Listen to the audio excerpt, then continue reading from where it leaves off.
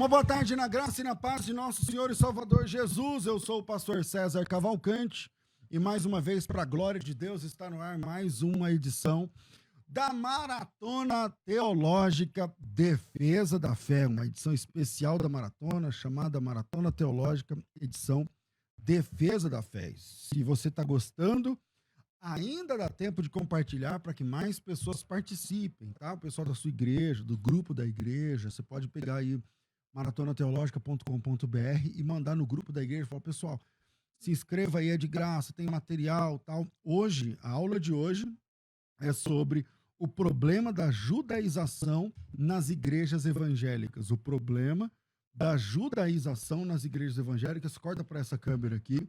Esse material didático que eu estou mostrando para vocês aqui, tá mostrando aí, Paulo? Esse material didático que eu estou mostrando para vocês é um material didático gratuitamente, está sendo distribuído hoje, tá? Esse material, ele tem, acho que é um dos mais densos de todos, parece que tem mais de 100 páginas, 180, alguma coisa assim. E esse material está disponível para vocês aí, tá? Até hoje, na verdade, até amanhã à tarde, até amanhã, umas 2 da tarde, o material fica completamente disponível para vocês. Bom, o tema hoje é daqueles que eu acho que eu vou ficar devendo. Ontem, é sempre um tempo, uma hora é pouco demais, né? Mas quero começar o programa de hoje e começar a aula de hoje mandando aqui um abraço caloroso, carinhoso aos irmãos e irmãs, obrigado, aos irmãos e irmãs que estão na página da Maratona. São mais de 700 comentários, alguns deles, vou ler os últimos, tá? O Leda Vilela, paz do Senhor, pastor, glória a Deus, vou assistir ao vivo. O João Enerir, graça e paz. A Fátima, vou assistir pela primeira vez, mas participei pela rádio todos os dias. O Michel Amaral, o ensino foi impactante. O Luciano Godoy, paz do Senhor a todos, tudo há 4 minutos atrás, 9 minutos. Reginaldo, paz do Senhor, pastor César, Maratona tem sido edificante para a minha vida, estou divulgando para todos os amigos, Deus abençoe poderosamente. Então deixa eu falar logo no começo dessa aula. A aula hoje é pegada, né? A gente tem muito conteúdo aqui para pouco tempo, como sempre, mas vocês que estão acompanhando da Maratona têm perguntado sobre o curso do Defesa da Fé, né? Que é esse curso aqui, corta aqui de novo para essa câmera, que é esse curso aqui, o curso prático de Defesa da Fé. Ele tem a finalidade de capacitar alunos de forma bíblica, doutrinária e teológica. É um curso elaborado cuidadosamente para auxiliar você de forma prática a pensar, responder, com base bíblica e racional, aos frequentes questionamentos feitos contra a fé cristã e as nossas doutrinas fundamentais. Nesse curso você tem um riquíssimo embasamento doutrinário, além de centenas de argumentos eficazes capazes de combater heresias, filosofias anticristãs tão comuns na nossa geração. Além dos conhecidos temas da heresiologia, né, Testemunho de Jeová, Mórmon, Adventismo e tal, que eu tenho tratado aqui, esse curso vai muito além, abordando temas polêmicos e atuais como guerras, divórcio, homossexualismo, OVNIs, evolução das espécies, métodos de datação isotópica para a questão da paleontologia, dinossauros, enfim. Esse não é apenas um curso indicado para pastores e teólogos ou apologistas, mas também quem sente a necessidade de defender a fé. Esse curso não está à venda, tá? Eu estou fazendo a propaganda, mas não está à venda. Mas esse curso, eu acho que amanhã eu consigo, ainda não consegui tempo aqui, mas nós vamos abrir algumas vagas com desconto para esse curso, tá bom? Mas não hoje, fica ligado aí, se você quiser, vai lá na página da Maratona ou no YouTube, escreve que você também quer fazer parte dessa oportunidade e tal. E aí amanhã a gente vai disponibilizar para vocês, não sei se amanhã ainda, mas a gente vai disponibilizar estamos trabalhando nisso, tá bom? Vamos lá. O tema hoje é a judaização da igreja evangélica brasileira. A judaização da igreja evangélica brasileira. E quando eu falo judaização, do que eu estou falando diretamente, né? Deixa eu pegar aqui o meu carregador, senão vai acabar a bateria do meu celular e aí eu fico sem ter o conteúdo aqui para vocês. Espera aí.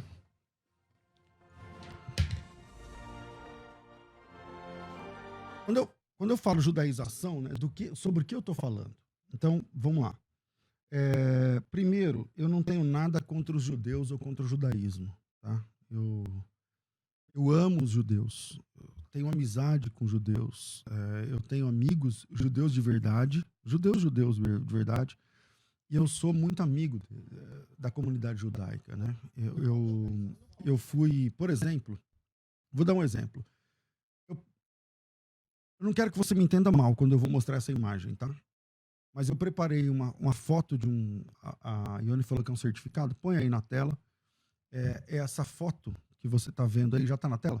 Essa foto que você está vendo aí. Deixa eu explicar o que, que é. Eu vou ler aqui. Tá aqui meu nome, o nome da igreja. Tá aqui Israel Florescerá e tal. Isso aqui é uma homenagem que eu ganhei da maior ONG de Israel. Existe lá em Israel uma ONG chamada. É, é em hebraico. Então, Karen Kayemet Le Israel, que em português seria mais ou menos como o Fundo Nacional Judaico. Tá aí, ó. É que é em hebraico, né? Embaixo tá lá KKL. Para quem lê hebraico, tá lá em marrom, verde e azul, KKL, né? É o CAF.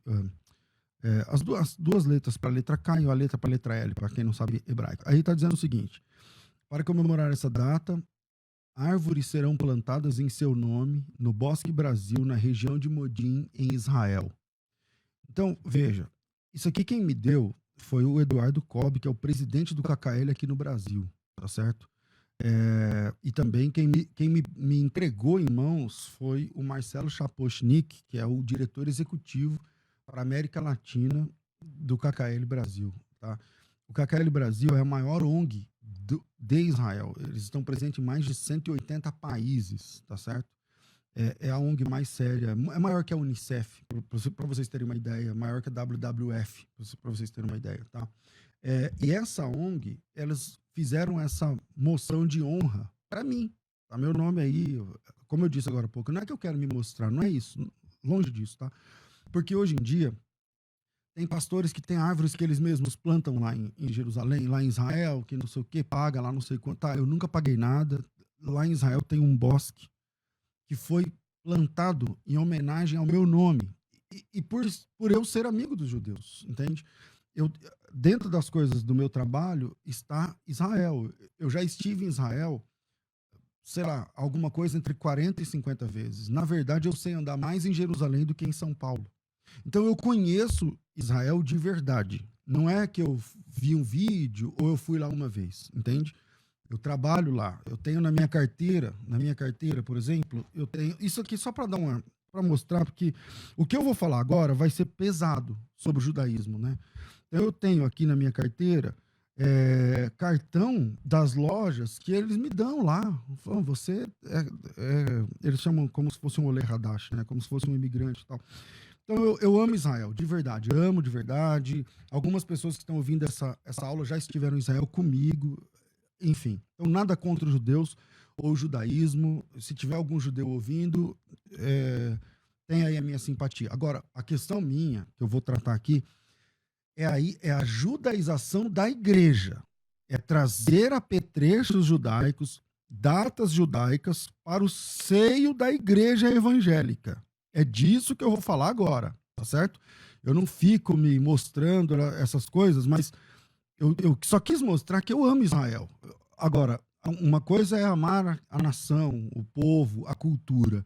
E outra coisa é falar sobre a Bíblia, sobre a fé, o que a Bíblia diz a respeito. Então, em primeiro lugar, eu não tenho e você não deve ter nada contra os judeus. Eles são uma religião e nós somos outra religião, tá certo?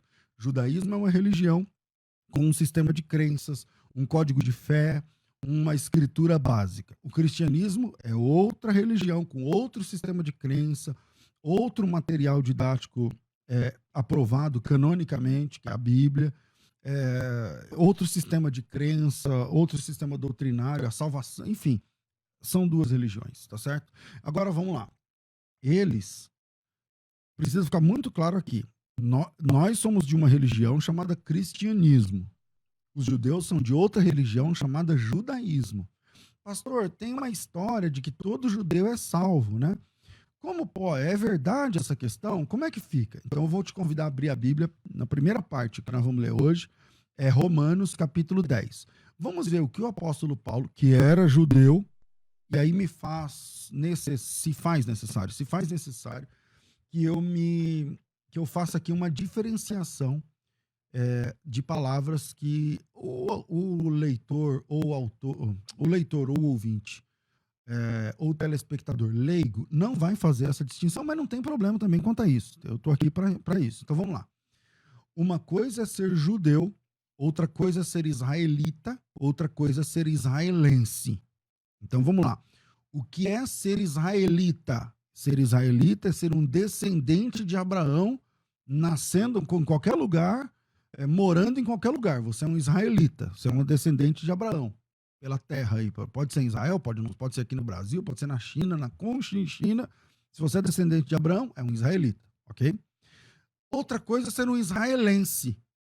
O que é um israelense? É uma pessoa que mora em Israel e tem sua documentação básica de Israel. Seu passaporte é israelense, né? A sua cidadania é de alguma cidade, pode ser de Jerusalém, pode ser de Haifa, pode ser de qualquer lugar, mas a sua cidadania é israelense, o seu documento é israelense, a sua língua não precisa ser o hebraico, né? Porque muitos fizeram a imigração, imigraram tal, e são israelenses. Então, uma coisa é ser israelita, é ser descendente de Abraão, estando em qualquer lugar. Outra coisa é ser israelense. Ser israelense é quem mora lá e tem sua documentação lá. E em terceiro lugar, outra coisa é ser judeu. Judeu não tem nada a ver com ser de Abraão. Judeu é uma religião. O judaísmo é uma religião. Então, pastor, mas peraí, eu estou ouvindo o senhor aqui na Paraíba. Se eu quiser ser judeu, como que eu faço? Eu posso? Pode. Primeiro você tem que negar Cristo. Se você era cristão, você abandona a sua fé em Cristo e abraça a sua fé nos códigos judaicos. Como que você faz isso? Através de uma sabatina, por assim dizer. Depois você assina um documento, que você, a partir de então, você está na religião judaica, e aí você vai passar pelo ritual da circuncisão. Você vai cortar a pele do prepúcio do pênis, se você for homem. Não importa a sua idade, se você já tem 60 anos, quer virar judeu, é esse o caminho que eu estou te falando.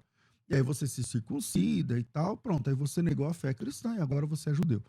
Então, ser judeu tem a ver com religião.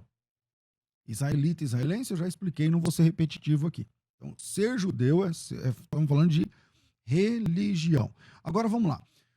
Vamos ao apóstolo Paulo, que era cidadão romano, porém israelita. Tá ficando claro agora, não tá? Ele era israelita porque ele é da tribo lá, ele até fala, não lembro a tribo, parece-me que de Benjamim, não lembro.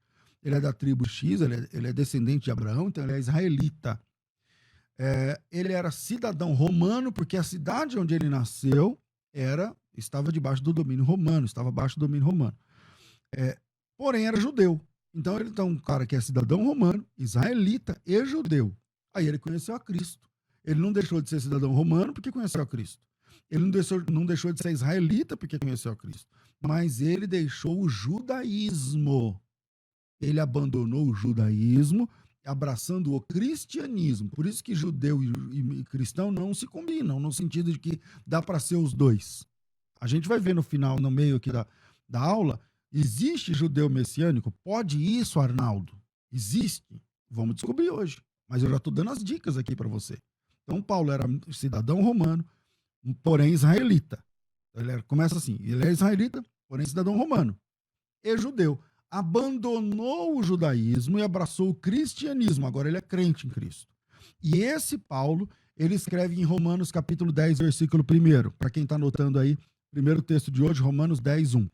Irmãos, o bom desejo do meu coração e a minha oração a Deus a favor dos judeus é para que eles sejam salvos.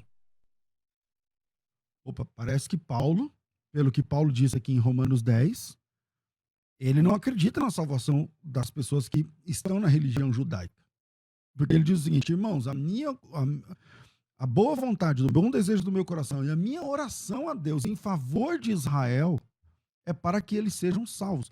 Porque eles dão testemunho de que eles têm zelo de Deus, mas não com entendimento.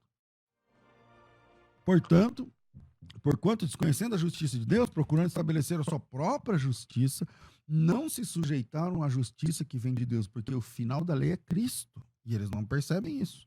Entende? Então, nada contra os judeus. Só que eles são de uma religião, o cristianismo é de outra religião. Segundo, Paulo disse que os judeus precisam ser salvos. Ele está dizendo a minha oração. E quando você lê o livro dos Atos, você percebe que não é só a oração de Paulo, é a oração de Paulo, é o trabalho de Paulo, né? As epístolas paulinas, tudo trabalham no sentido de buscar, né? Pregar o evangelho para judeus, porque eles precisam de salvação. Não tem essa história de que judeu é salvo porque é judeu, tá? Chega lá no céu, o cara mostra o passaporte, fala, sou judeu, sou, tá? Aí Deus fala, então, abra a porta do céu para ele, porque o passaporte dele é de Jerusalém. Não tem nada disso, não tem nada disso. Não existe salvação por nacionalidade, não existe salvação por passaporte, não tem isso daí. Paulo disse, irmãos, vamos orar, a minha oração e o desejo do meu coração é que eles sejam salvos, porque eles têm conhecimento, mas não têm, melhor, eles têm zelo, mas não têm entendimento. Aí na escatologia cristã, que eu já saindo aqui, mas já volto, na escatologia cristã é verdade que lá em Romanos, lá pelas tantas, vai falar que todo Israel será salvo, tá? Mas essa palavra se cumpre, que significa haverá salvação em todo Israel, e se cumpre lá em Apocalipse 14, né, com os 144 mil. Em Apocalipse 7, a Bíblia já diz que esses 144 mil selados, eles são oriundos de cada uma das 12 tribos de Israel, quer dizer, de Ruben 12 mil, de Asser 12 mil, de Naftali 12 mil, então 12 vezes 12 mil, então dá 144 mil. Agora, quando isso é Apocalipse 7, dizendo que haverá salvos em todas as tribos de Israel, ou seja, haverá salvação em todo Israel, de todo Israel haverá salvação, cumprindo o texto lá dizendo que todo Israel será salvo, no sentido de haverá salvação em todo Israel, tá certo? Agora veja, em Apocalipse capítulo 14, aí ele vai pormenorizar, ele vai explicar quem são esses 144 mil. Nós já sabemos lá em Apocalipse 7, que são 12 mil de cada uma das 12 tribos. Agora no 14, a Bíblia fala assim no versículo 3, eles entoavam um novo cântico diante do trono, diante dos 4 seres viventes, dos anciãos, que ninguém pôde aprender o cântico, senão 144 mil, que foram comprados da terra. Estes, e a palavra comprados aqui, né, é a palavra remidos, né, eles foram remidos, né, assim como nós fomos remidos, eles também foram. E aí, você já pensa assim, peraí, pastor, você quer dizer então que eles eram crentes, né? Exatamente, é só ler o capítulo 14, versículo 3 e 4. No 3, no finalzinho, fala que eles foram remidos. No 4, são estes os que não se macularam com mulheres porque são virgens, e eles são seguidores do Cordeiro por onde quer que vá. Veja que a palavra Cordeiro aparece com C maiúsculo. Eles são seguidores do Cordeiro por onde quer que vá. Eles seguem o Cordeiro por onde quer que vá. Quem segue o Cordeiro? Quem é o Cordeiro? Cristo. E quem segue Cristo? Os cristãos. Quem segue Cristo são seguidores de Jesus. Então, de alguma forma, eles são descendentes de Abraão, portanto, são israelitas. Eram judeus da religião judaica, mas se converteram a Jesus. Por isso eles estão lá no céu. Por isso eles figuram aí eles fazem parte aí das figuras enigmáticas aí do céu. Os 24 anciãos, e aqui os 144 mil, os 4 animais, tá, todo esse pessoal, e os 144 mil, mas o detalhe é que, eu tô falando Coríntios, que Apocalipse 14 diz que eles seguem o Cordeiro onde quer que vá. Em outras palavras, são cristãos sim, tá certo? Então, nada contra os judeus, nada contra o judaísmo. Romanos 10 fala que Paulo diz que eles precisam ser salvos. A escatologia cristã mostra judeus convertidos a Jesus nos tempos do fim.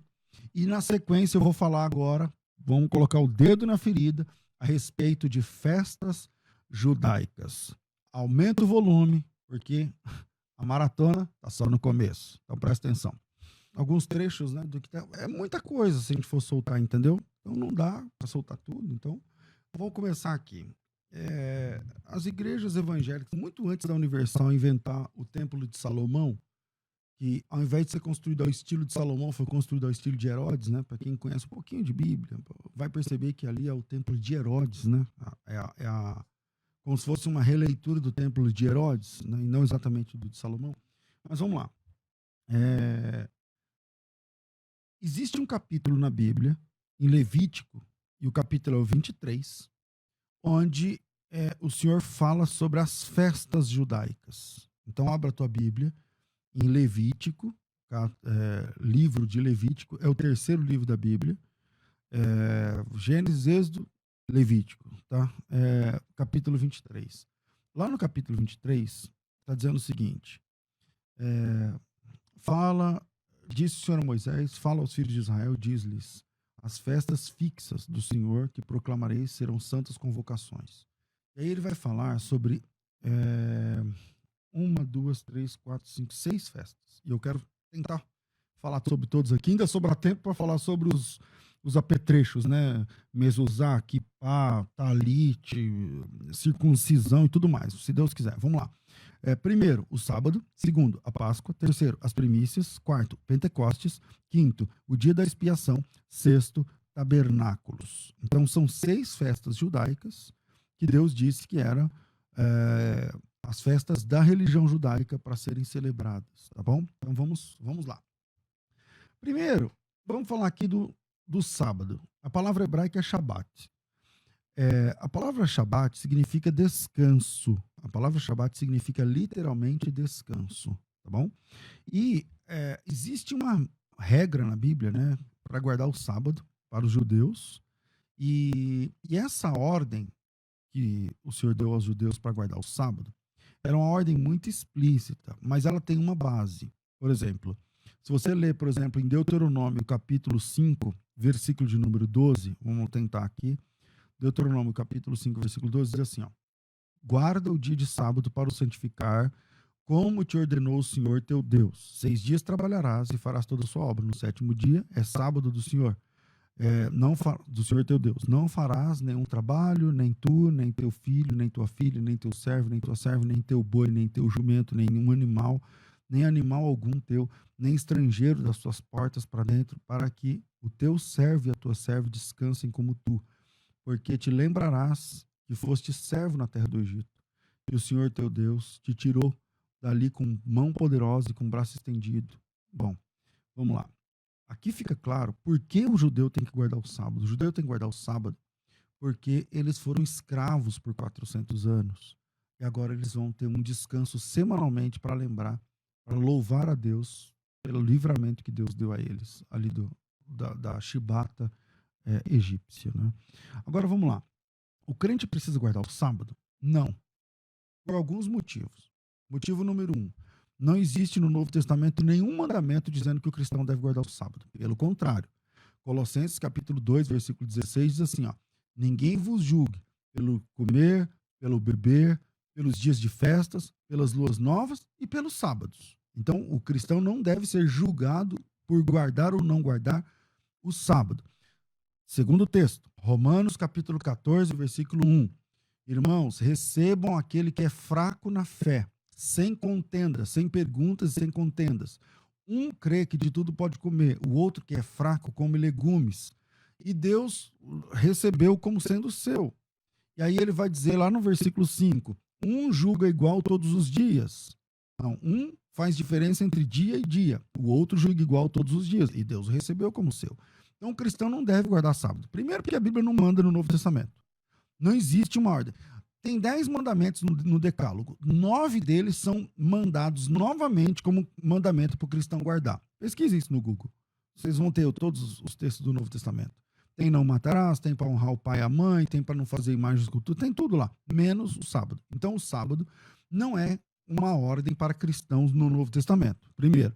Segundo, os 2 textos que eu apresentei falam que o cristão tem liberdade sobre o sábado. Em terceiro lugar, Mateus capítulo 11, versículo 28, Jesus Cristo diz o seguinte, se você está cansado e sobrecarregado, vem a mim que você vai encontrar descanso. A palavra descanso, você já sabe, é Shabat. O que Jesus está falando é o seguinte, se você está cansado e sobrecarregado, eu sou o Shabat. Se você está cansado e sobrecarregado, vem a mim que você vai encontrar o sábado.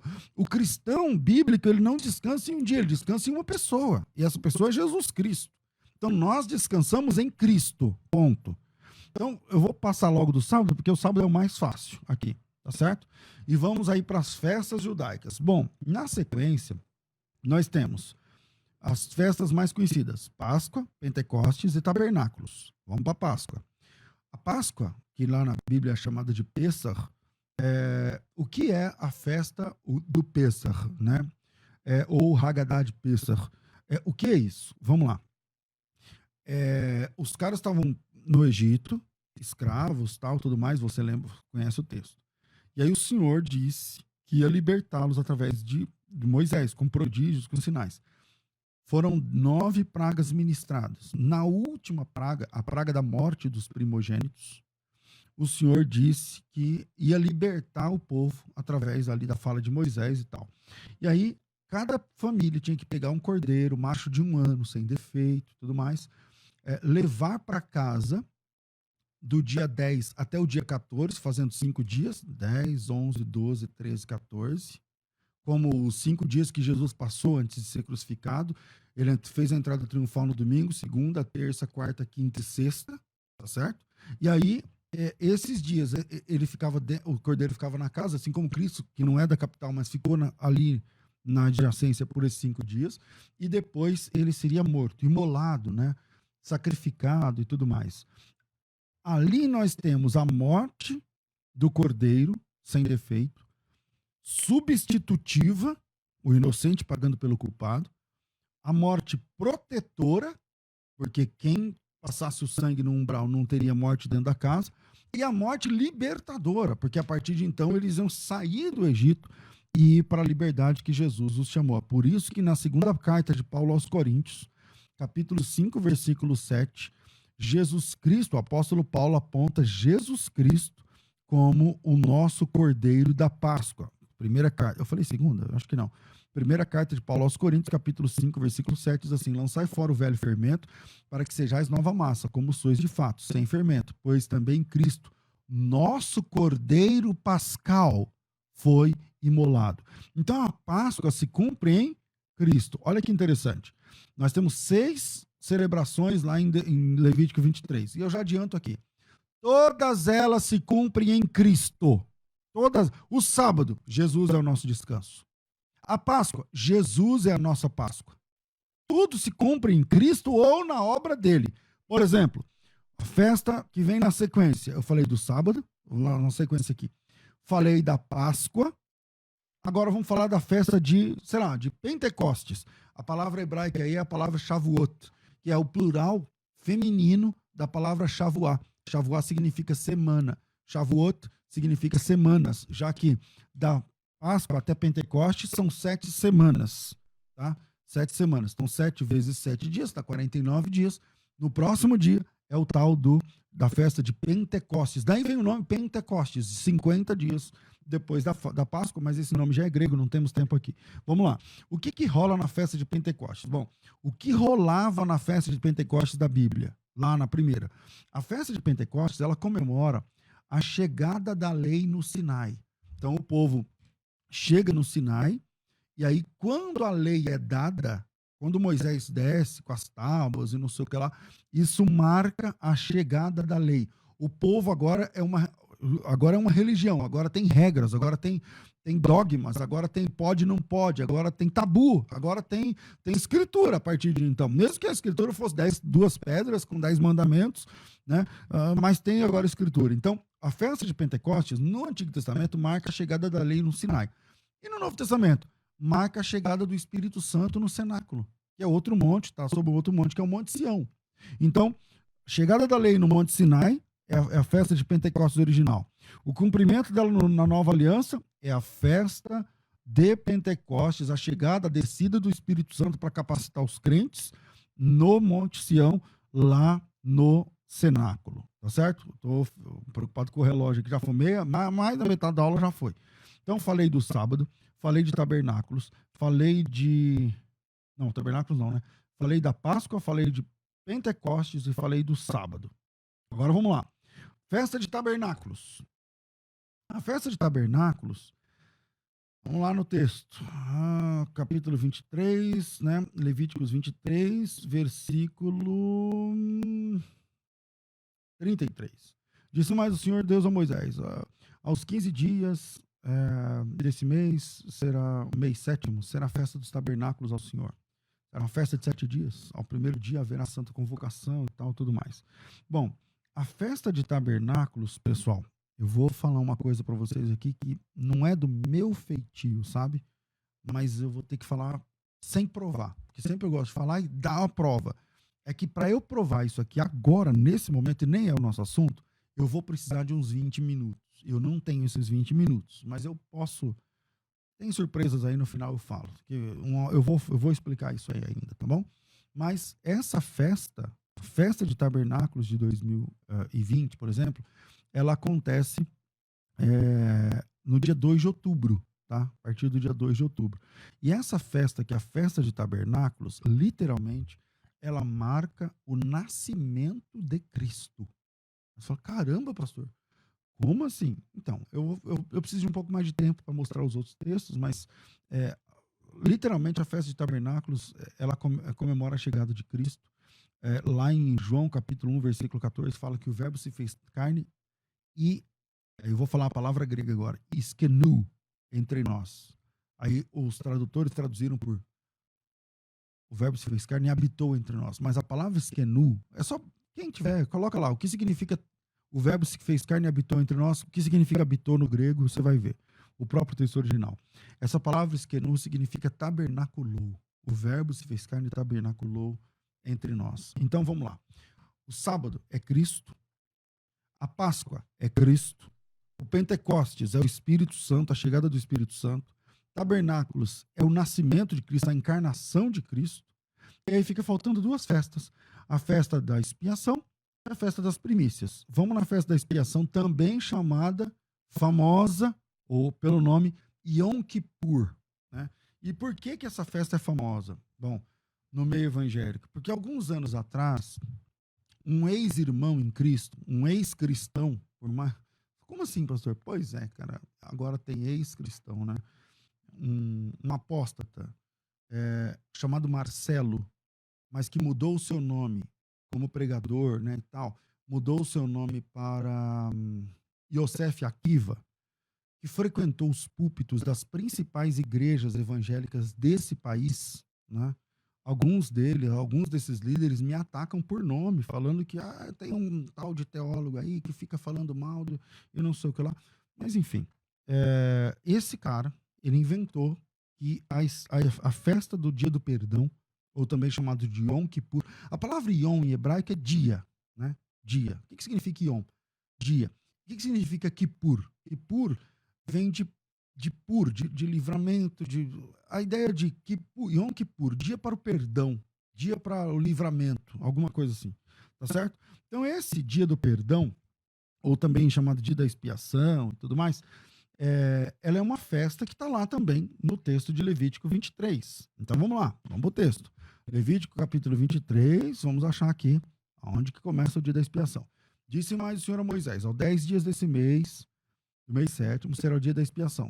Tereis santa convocação, afligireis vossa alma, trareis oferta queimada ao Senhor. Então o cara tinha que matar o animal, lidar com sangue e tal, depois queimar o animal, tá certo? Não tem, gente, Yom Kippur não tem nada a ver com pegar dinheiro, colocar no envelope e entregar na mão de um apóstolo. Yom Kippur não tem nada a ver com pegar dinheiro, colocar num envelope e entregar na mão de um bispo, de um pastor, de um missionário, coisa que o valha. Não tem nada a ver. Quer cumprir o Yom Kippur? Não precisa, porque todas as festas elas se cumprem em Cristo. Jesus é o nosso perdão. A festa do perdão, o dia do perdão, se cumpre cabalmente em Jesus Cristo. Tá certo? Então não tem esse negócio de... E aí, esse ex-evangélico, esse ex-irmão em Cristo, que agora ele abandonou a fé cristã e se tornou judeu, ele diz o seguinte, que no dia do Yom Kippur, não sei quantos dias antes, lá tal, Deus abre um livro. E esse livro, né, tem os nomes de todos os habitantes desse planeta. E aí, se você der uma oferta para determinada igreja, para a igreja que fizer o evento, né? Eu quero fazer esse evento. Se você der uma oferta na minha igreja, então Deus, ele vai escrever tudo que vai acontecer na sua vida no outro ano, durante o outro ano, baseado numa oferta que você der vezes 7. É um lance assim. Pastor, isso a Bíblia diz em algum lugar? Não, a Bíblia não diz em lugar nenhum. Nenhum texto, nenhum versículo, nenhum capítulo, nada vezes nada, multiplicado por nada, somado com nada. Não tem isso na Bíblia em lugar algum da Bíblia. Nenhum lugar da Bíblia tem Deus abrindo um livro e olhando se você deu oferta X, PTO, para depois mudar todo o plano que ele tinha preparado para você. Não, não, não. A Bíblia não diz isso. Isso é uma heresia pregada por um pastor evangélico nas igrejas evangélicas, tá certo?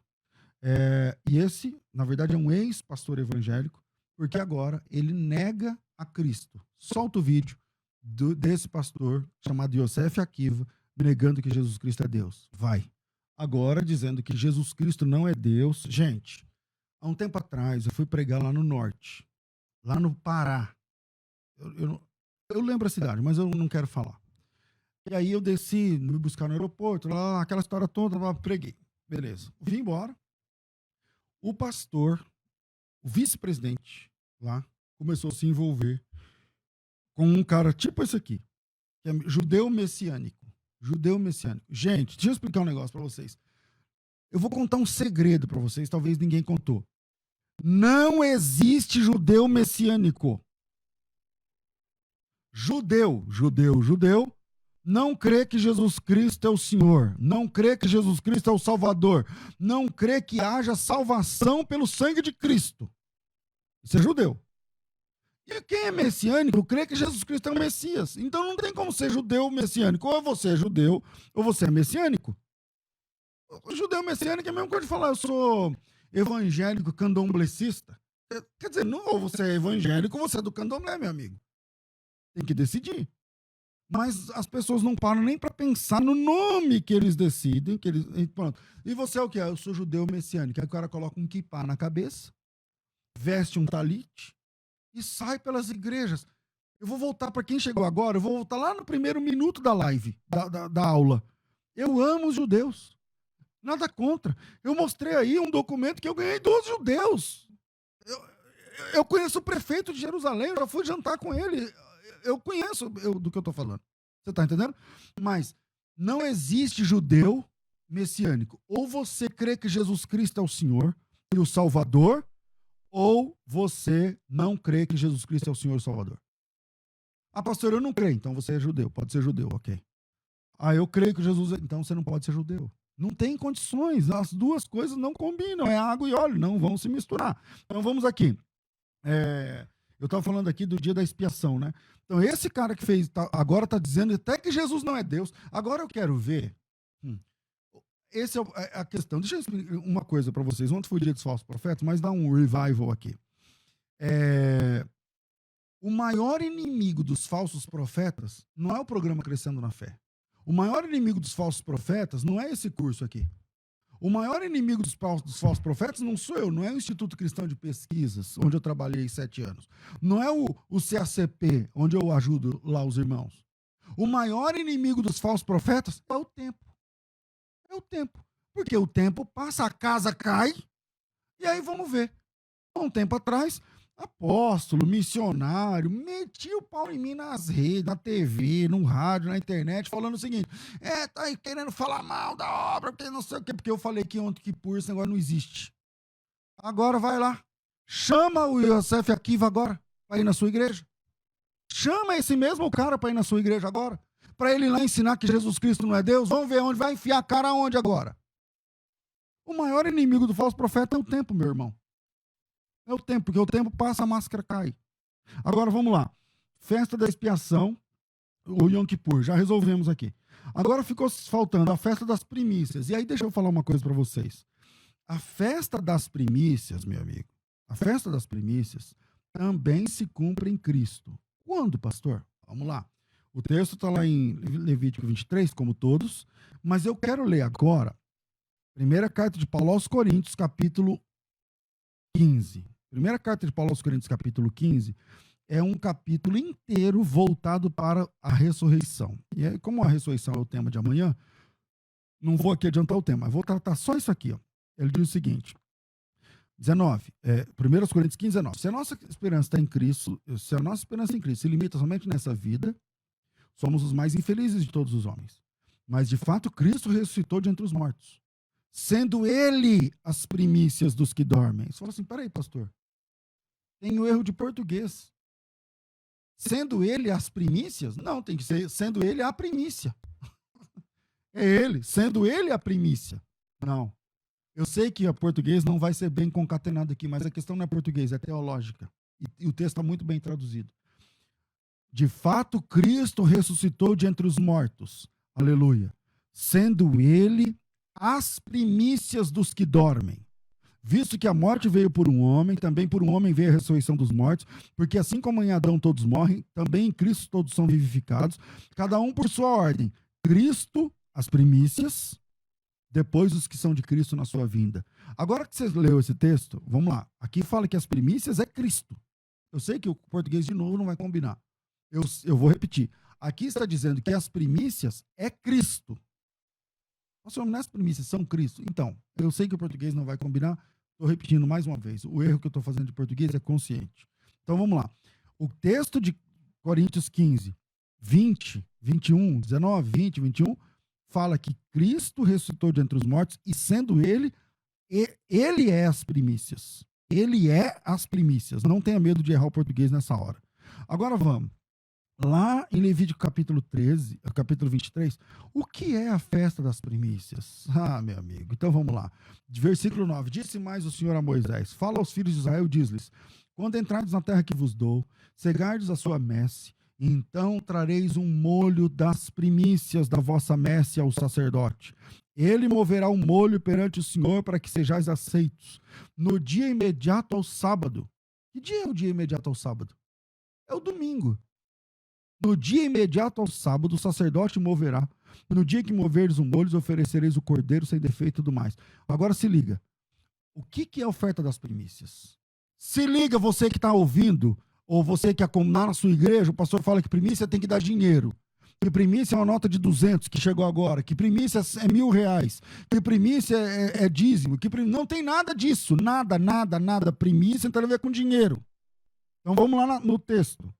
O texto diz que quando você plantar, versículo 10, quando entrares na sua terra que vos dou, e cegardes a sua cega, então trareis um molho, um feixe, né, a colheita, um pouco da colheita, das primícias da vossa lavoura ao sacerdote.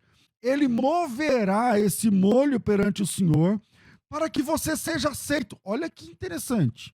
Você colhe as primícias, leva um feixe, um molho das primícias, leva um molho, entrega para o sacerdote e ele vai mover essas primícias para que você, para que nós, né, hoje na graça, ou para que ele na época, para que você seja aceito.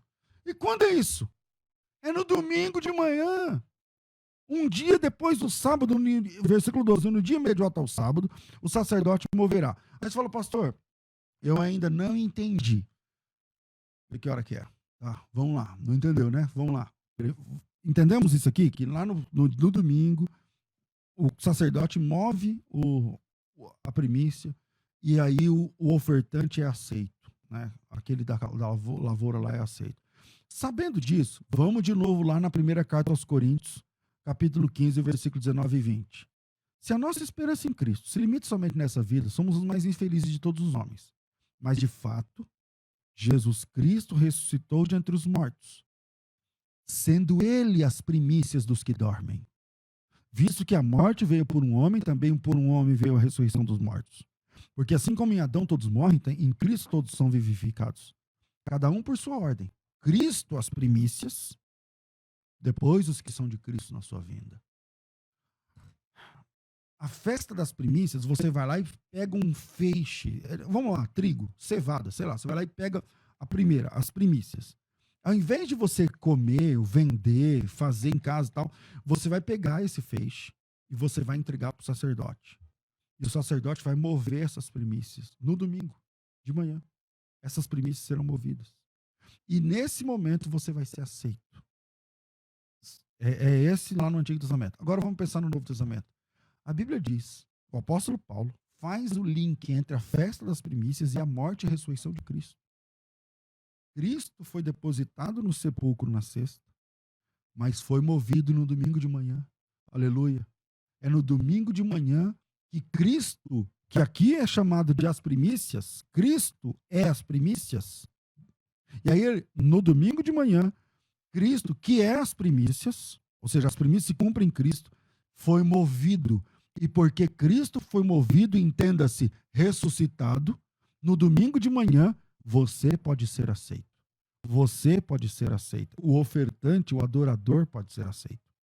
Então isso não tem nada a ver com dinheiro, meu Deus do céu. Uma pessoa que fala que dá primícia significa depositar na conta de uma igreja, de um pastor, de não sei o que lá. Esse cara, talvez por ignorância, eu acho que a maioria é por ignorância, não é por mal, mas essa pessoa, ela está tirando o brilho das primícias. As primícias é Cristo.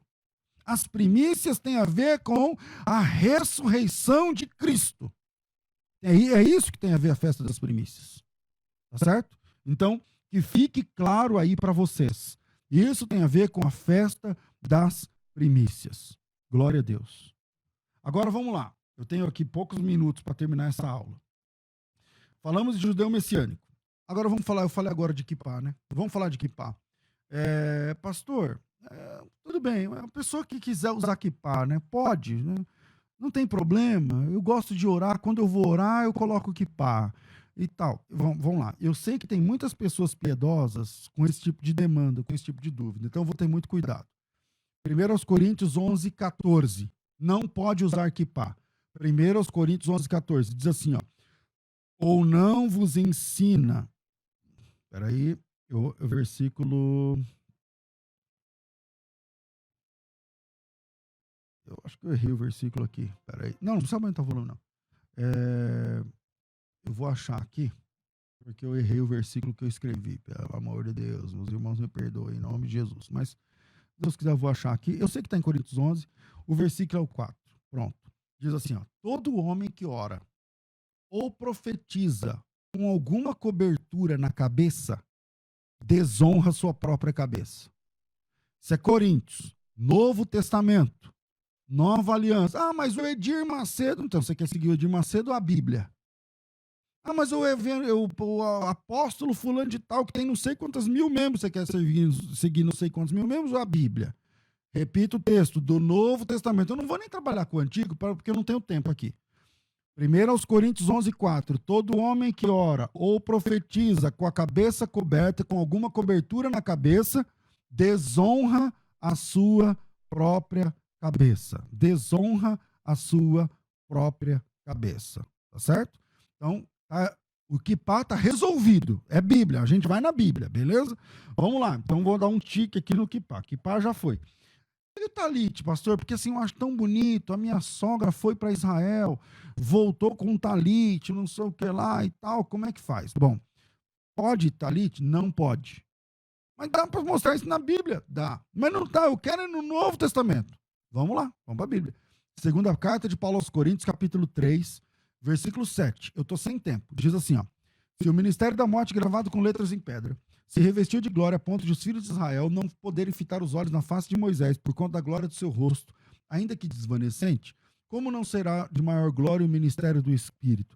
Porque se o ministério da condenação foi com glória, em muito maior proporção será glorioso o ministério da justiça, porquanto, na verdade, o que outrora foi glorificado nesse respeito já não resplandece diante da atual sobreexcelente glória, porque o que se desvanecia teve a sua glória, mas muito mais glória tem o que é permanente. Tendo, pois, tal esperança, servimos-nos de muita ousadia no pregar. E não somos como Moisés, que usava o véu.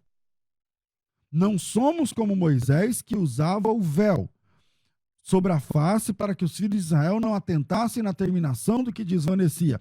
Mas os sentidos deles se embotaram, pois até hoje, isso é Paulo falando, até hoje, há 2000 anos atrás, pois até hoje, quando fazem a leitura da antiga aliança, o mesmo véu permanece, não lhe sendo revelado que em Cristo já foi removido.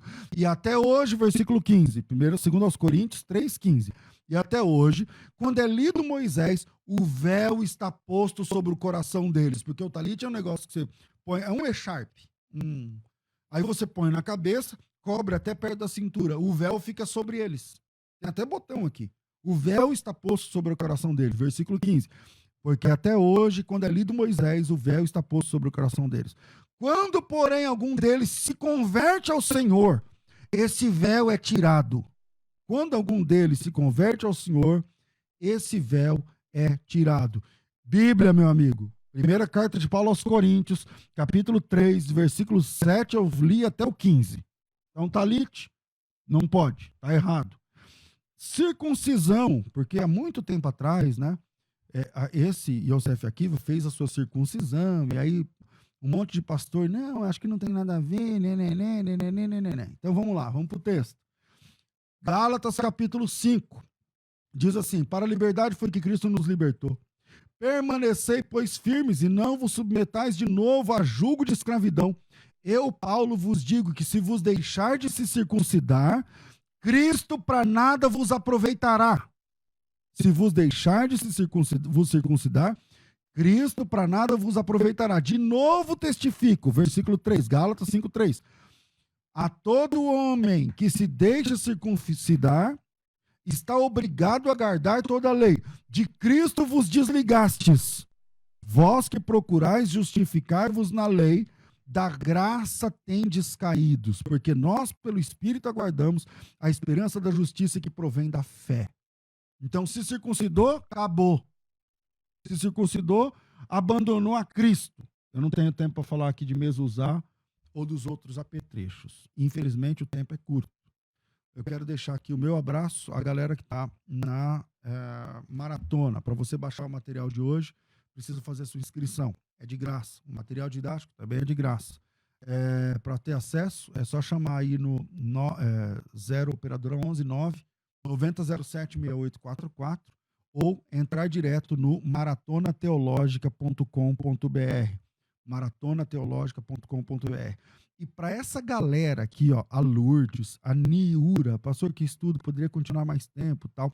Ao Vinícius, muito enriquecedor, está sendo essas aulas. Ao Wellington, o pessoal que está falando aqui, esse programa é muito bom e tal. O Alexander, eu quero esse curso, pastor, muito bom. Esse curso, faz uma promoção top aí e tal. Então, veja só, eu estou terminando aqui por causa do horário. Eu vou abrir algumas vagas, mas eu nem sei se eu vou conseguir fazer isso amanhã, tá? Entende? Mas eu vou abrir algumas vagas no fim dessa maratona. A boa notícia é a seguinte: essa maratona vai rolar sábado e domingo à noite. Sábado e domingo à noite, eu não sei o horário, mas amanhã eu falo para vocês o horário certo.